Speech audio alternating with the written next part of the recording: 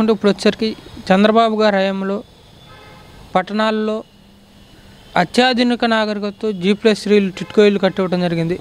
సంబంధించినంత వరకు ఇప్పటి వరకు 4 సంవత్సరాలైనా ఆ టిట్కో ఇల్లు కూడా ఏమైనా పరిస్థితి ఏర్పడుతుంది. అదేవిధంగా తీసుకుంటే ప్రతి ఒక్కళ్ళకి ఇళ్ల పట్టాలు ఇచ్చి ఇల్లు కట్టుకునేందుకు వీలుగా చాలా తక్కువ వడ్డీతో రుణాలు కూడా ఇప్పిస్తానన్నారు. అది ఎంతవరకు జరిగింది మీ నియోజకవర్గంలో? అదేవిధంగా చూసుకుంటే సంబంధించినంత వరకు గృహ నిర్మాణ శాఖ మంత్రి వాళ్ళు దీని గురించి పట్టించుకునే పరిస్థితి ఏర్పడుతుంది. దాని మీద మీరేమంటారు? ఇప్పుడు ఇళ్ల పట్టాలనేది కేవలం ఇక్కడ ఉన్న రాజకీయ నాయకుల లబ్ధి కోసమే పెట్టిన అది ఆ పంపిణీ కార్యక్రమం. అది ఎకరం 10 లక్షల రూపాయలు కొని ప్రభుత్వం దగ్గర 50 లక్షల రూపాయలు సొమ్ము చేసుకుని తీసుకోవడానికి తప్పితే ఎక్కడిచ్చారండి? ఇవాళ ఆ రోజున ముఖ్యమంత్రి గారు ఏం చెప్పాడు? నదీ పరివాహక ప్రాంతాల కట్టాలు ఉంటాకి లేదని చెప్పేసి ప్రజావేదికను కూల్చేశాడు ఆయన ఆ రోజున. మీ పిల్లలు ఇంటర్మీడియట్ మరియు ఎంసెట్ చదువుతూ సబ్జెక్ట్స్ లో కన్ఫ్యూజ్ అవుతున్నారా? కాన్ఫిడెన్స్ లెవెల్ తక్కువగా ఉందా? రిపీటెడ్ మిస్టేక్స్ చేస్తున్నారా? అయితే మీకోసమే ఉంది Rise app. 1 lakh question bank, performance analysis, online classes by experts, ఇంకా మరెన్నో ఫీచర్స్ తో మీ ముందుకొచ్చింది Rise the perfect guide. Description లో ఉన్న లింకును ఉపయోగించి సబ్స్క్రైబ్ అవ్వండి. ఈ రోజున మా నియోజకవర్గంలో చూసుకుంటే నదీ పరివాహక ప్రాంతాలకు తీసుకెళ్ళి ఎడ్లంక ఉందండి. అక్కడ కనీసం మనుషులు వెళ్తానికి వీలు కాదు. ఈ రోజు కూడా డెవలప్మెంట్ కాలేదు. తీసుకెళ్ళి ఎక్కడో మీరు నదీ పరివాహక ప్రాంతాల్లో ఇచ్చేస్తే వాళ్ళ రైతులు ఎలాగా అడుగుతారు? వాళ్ళు లబ్ధిదారులు ఎవరు కూడా వాళ్ళు మీరు ఇచ్చినటువంటి మీరు సెంటు 1/2 సెంటుకి వాళ్ళ అక్కడికి వెళ్ళి ఉండటానికి ఎవరు ఇష్టపడతలేదు. కేవలం మీ లాభం కోసం స్వలాభం కోసం చేసినారు తప్పితే ఇవాళ వరకు కూడా మౌలిక సదుపాయాలు ఏది కల్పించలేదు. వాళ్ళకి రోడ్లు లేవు, అక్కడ డ్రైనేజీలు లేవు, కరెంటు లేదు. కనీసం అక్కడ ఇల్లు కట్టుకోవడానికి వాళ్ళకి సరైన వసతులు లేక వాళ్ళు ఎవరు కూడా లబ్ధిదారులు ఎవరు అక్కడికి వెళ్ళకపోవడం ఇది తాత్కారణం. ఇది ఈ ప్రభుత్వం వచ్చిన తర్వాత కేవలం వీళ్ళ దార్జ్యం తప్పితే ప్రజల యొక్క అవసరాలు కానీ ప్రజల యొక్క సంక్షేమం కానీ వీళ్ళకి అవసరం లేదండి. అదేవిధంగా తీసుకుంటే ఇప్పుడు వచ్చేసరికి కొత్తగా వినబడుతుంది ఏంటంటే మీరు కనుక ఏమన్నా ఆస్తులు కొనుక్కున్నా సంబంధించినంత వరకు దాని యొక్క ఒరిజినల్ డాక్యుమెంట్స్ మీ దగ్గర ఉంటాయంట. సంబంధించినంత వరకు జిరాక్స్లు మనకి ఇస్తారంట. ఒరిజినల్ డాక్యుమెంట్స్ ఏమో జగన్ గారి దగ్గర, దానికి సంబంధించిన జిరాక్స్లు ఏమో మనకి ఇస్తారంటున్నారు. దాని మీద మీరేమంటారు? అండి, మేము పుస్తకాలు చదువుకున్నాం చిన్నప్పుడు. పిచ్చి తొగ్గలక్క ఇటువరకు కూడా ఉండేవాడు పాలన చదువుకున్నాం. కానీ వాళ్ళ వాస్తవంగా చూస్తూ ఉన్నాం. నా డబ్బులతో నేను ఏదైనా ఒక ఆస్తి కొనుక్కున్నప్పుడు దానికి సంబంధించిన పత్రాలు నాకు హామీ అండి. నేను రేపొద్దున నా పిల్లలకి లేదా ఇంకోళ్ళకి నా ఆస్తిని ఇలా ఫార్వర్డ్ చేసుకుంటూ వెళ్ళాలంటే గతం నుంచి కూడా ఇవాళ రాజశేఖర రెడ్డి గారు ఏదైనా సంపాదించారు లేకపోతే రాజారెడ్డి గారు సంపాదించారంటే వాళ్ళ అంటే కొనమానం ఏంటండి? వాళ్ళ కాగితాలే కదా, పత్రాలే కదా వాళ్ళకి. వాళ్ళ జగన్మోహన్ రెడ్డి గారికి అవి లేకపోతే నీ ఆస్తి లేకుండా ఏం తెలిసింది మీకు? రేపొద్దున రిజిస్టర్ ఆఫీస్కి వెళ్ళి ఎత్తుక్కుంటారా మీరు? కేవలం ఇది అనాలోచిత నిర్ణయం అండి. ఇది ప్రజలని ఏదో రకంగా రేపొద్దున దీని ద్వారా ప్రజల దగ్గర ఉన్నటువంటి ఆస్తులు కూడా కొల్లగొట్టే ప్రయత్నం అని అనుకుంటా ఉన్నాను. ఇది మాత్రం. అదేవిధంగా తీసుకుంటే ఇప్పుడు వచ్చేసరికి ప్రధానంగా లోకేష్ గారు పాదయాత్ర చేసే సమయంలో జగన్ గారు చేస్తున్నటువంటి కుట్రలన్నీ బయట పెడుతున్నారని చెప్పి తెలుగుదేశం శ్రేణులు కానివచ్చు, జనసేన శ్రేణులు కానివచ్చు అనుకుంటున్నారు. దాని మీద మీరేమంటారు? ఆ రోజు జనవరి 27వ తారీఖున లోకేష్ బాబు గారు పాదయాత్ర మొదలు పెడుతున్నప్పుడు ఈ రాష్ట్ర ప్రభుత్వం చాలా హేళనగా మాట్లాడింది. ఆ రోజున పప్పు అంది.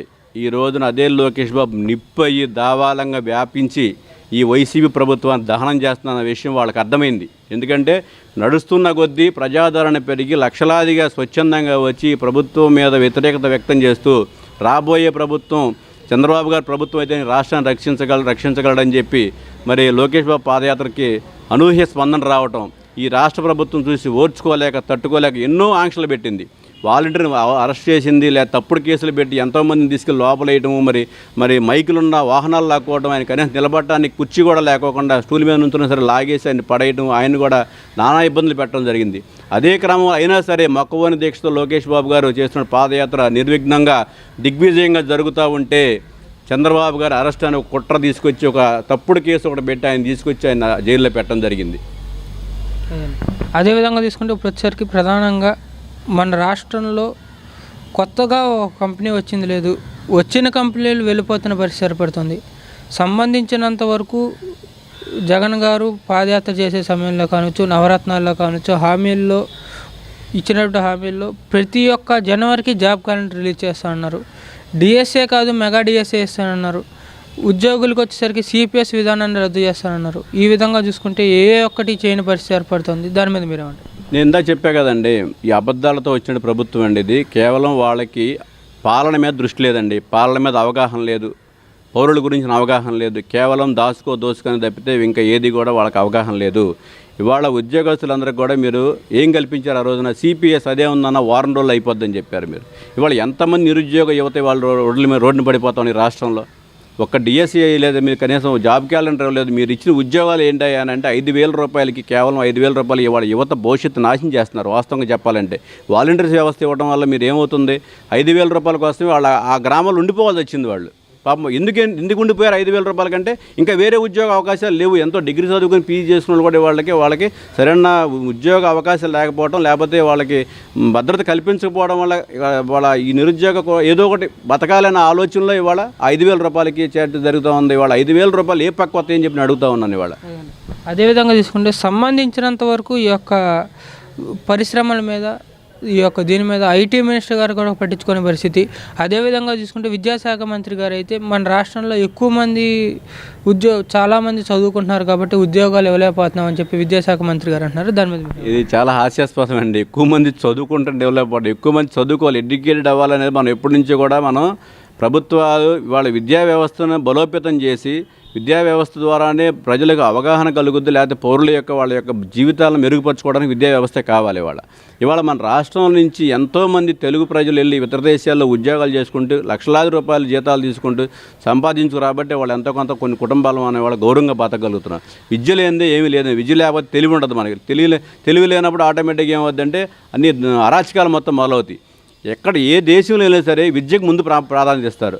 విద్యను ఉచితంగా ఇవ్వాలని చెప్పి మేము మనస్ఫూర్తిగా కోరుకుంటున్నామండి. అది అదేవిధంగా తీసుకుంటే ఇప్పుడు వచ్చేసరికి నాడు నేడు కింద ప్రతి ఒక్క నియోజకవర్గంలోనూ రాష్ట్రం మొత్తం మీద పాఠశాలన్నీ బాగు చేస్తానన్నారు. సంబంధించినంత వరకు మీ వైపు పాఠశాలలు ఏమన్నా బాగోవటం జరిగింది. అదేవిధంగా చూసుకుంటే అమ్మఒడి అని చెప్పి ప్రతి ఒక్క ఇంటికి ఎంతమంది పిల్లలు ఉంటే అంతమంది పిల్లల అకౌంట్లో అమ్మఒడి అని చెప్పి సంవత్సరానికి వచ్చేసరికి 15,000 రూపాయలు వేస్తామన్నారు. అది ఎంతవరకు సాగుతుంది? నాడు నేడు అనేది గత ప్రభుత్వంలో, తెలుగుదేశం ప్రభుత్వంలో కూడా మనం ప్రతి పాఠశాలన్నీ కూడా ఎక్కడన్నా మరమ్మతులు నోచుకోకపోతే మరమ్మతులు చేయటం, వాడికి పెయింట్లు వేయించి చక్కగా చేయటం, సుందరంగా చేయటం, అదేవిధంగా వాళ్ళకి బెంచీలు బల్లలు కల్పించడం గత ప్రభుత్వం నుంచి ఉందండి. వాళ్ళు కొత్తగా ఇల్లు చేసేది ఏమీ లేదు. వాళ్ళు ఏంటంటే కేవలం కేంద్ర ప్రభుత్వం నిధులు వస్తుంటే ఎన్ఆర్జీఎస్ నిధులను ఏదో రకంగా ఖర్చు పెట్టాలన్న ఆలోచనలో వాళ్ళు నాడు నేడన్న ప్రోగ్రాం తీసుకున్నారు తప్పితే దానిలో వాస్తవం లేదు. ఇంకోటి ఏంటంటే ఇప్పుడు అడిగింది అది అమ్మఒడి అని చెప్పారు, నాన్నకు బుడ్డి చేతిలో పెట్టారు. అమ్మఒడి అని చెప్పి నాన్నకు బుడ్డి చేతిలో పెట్టారు. 15,000 రూపాయలు ఇస్తామని చెప్పి అప్పుడేం చెప్పారు? ఆ రోజు ఎలక్షన్ హామీలు ఏం చెప్పారు? మీరు తిరుగుతాయి ఎంతమంది ఉంటే పిల్లలకి అంతమందికి 15,000 రూపాయలు ఇస్తామని చెప్పారు. ఈరోజు ఏమైంది? మాట మార్చారు, మడం తిప్పారు. ఒకళ్ళకి ఇస్తున్నారు, ఒకళ్ళకి కూడా సరిగ్గా ఇస్తున్నారా? మళ్ళీ అందులో స్కూల్ మెయింటెనెన్స్ అని చెప్పేసి 2,000 రూపాయలు తీసుకుంటున్నారు వాళ్ళ దగ్గర నుంచి. అంటే ఏది కూడా సక్రమంగా నెరవేర్చే పరిస్థితి లేదు ఈ ప్రభుత్వం అని చెప్పి తెలియజేస్తున్నాను. అదేవిధంగా తీసుకుంటే ప్రధానంగా జగన్ గారు పాదయాత్ర చేస్తున్న సమయంలో ఇచ్చిన హామీల్లో మొదటిది వచ్చేసరికి నాకు గనక ఎక్కువ మంది ఎంపీలు ఇస్తే కేంద్రం మెడవంచైనా ప్రత్యేక హోదా తీసుకొస్తా అన్నారు. రెండోది వచ్చేసరికి నేను గనక మద్యపాన నిషేధం చేయకపోతే మళ్ళీ ఓట్లు అడగడానికి రానని చెప్పి అన్నారు. దీని మీద మీరు ఇప్పుడు 25 మంది ఎంపీలు ఇస్తే కేంద్రం మెడలు వంచడమేమో కానీ గౌరవ ముఖ్యమంత్రి గారు మాత్రం నడుము వంచారు వాళ్ళ దగ్గరికి వెళ్ళి. ఆయన కేసుల కోసం మోకరిల్లారని చెప్పి నేను అనుకుంటా ఉన్నా. మరి ఇంతమంది ఎంపీలు ఇస్తే 22 మంది ఎంపీలు ఇస్తే ఏ రోజునన్నా ఈ రాష్ట్రం విషయం మీద మాట్లాడిన ఎంపీ పౌరులందరూ కూడా ఇవాళ సోషల్ మీడియా ద్వారా సామాజిక మాధ్యమాల ద్వారా చూస్తారు, ప్రతి ఒక్క కార్యక్రమం చూస్తున్నారు. ఇవాళ లైవ్ వస్తూ ఉంది మనకి. ఏ రోజునన్నా ఈ రాష్ట్రం గురించి ఫైట్ చేశారు ఎప్పుడన్నా కానీ వెళ్ళి? నేను అడుగుతూ ఉన్నాను. అదేవిధంగా మద్యం మరి ఇవాళ ఏరులై పారుతూ ఉంది. ప్రతి గ్రామంలో కూడా బెల్ట్ షాపులు పెట్టారు. ఇవాళ ఈ రాష్ట్ర ప్రభుత్వం నడుస్తుందే మద్యం వచ్చే ఆదాయం మీద నడుస్తూ ఉంది. రానున్న 25 ఏళ్ళకు కూడా మద్యం మీద ఆదాయం ఎంత చూపించి కూడా మీరు అప్పు తీసుకుని వాళ్ళ రాష్ట్రం నడుపుతూ ఉంది. ఇంకా మద్య నిషేధం ఎక్కడ చేస్తారు మీరు? అది కూడా మాట తప్పినట్టే వీళ్ళు.